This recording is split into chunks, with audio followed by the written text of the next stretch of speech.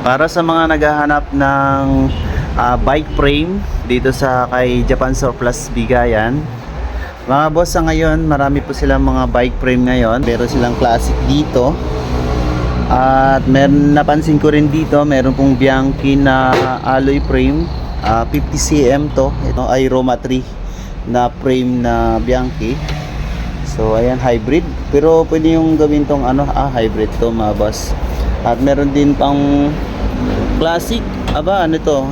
Cannondale na frame. Ito ay medyo may katangkaran to. Alam ko may katangkaran to. Ang tangkad nito, ang taas nito, 59 yung top tube nito.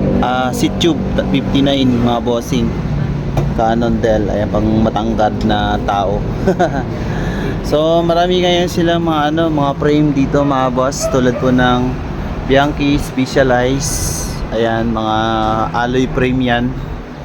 So baka naghahanap kayo ng mga bike frame, so pasyalan nyo lang to mga bossing sa location. Ilalagay ko yan sa comment section po mga boss, no?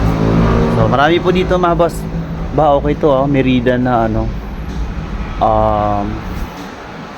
may nakaabang na pang disc brake mga boss. Ito, pwede sa disc brake to.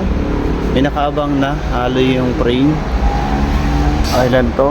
Ang top tube nito is 51, ang seat tube ay 50 cm, 7,500. Pero ang alam ko may bawas pa yan mga boss, no? So nasukat yan 50 cm yung Merida. Okay to kasi pwede yung gamitan ng disc brake. Okay, pasyalan nyo na lang po mga bossing. Marami pang mga ibang frame dyan mga boss.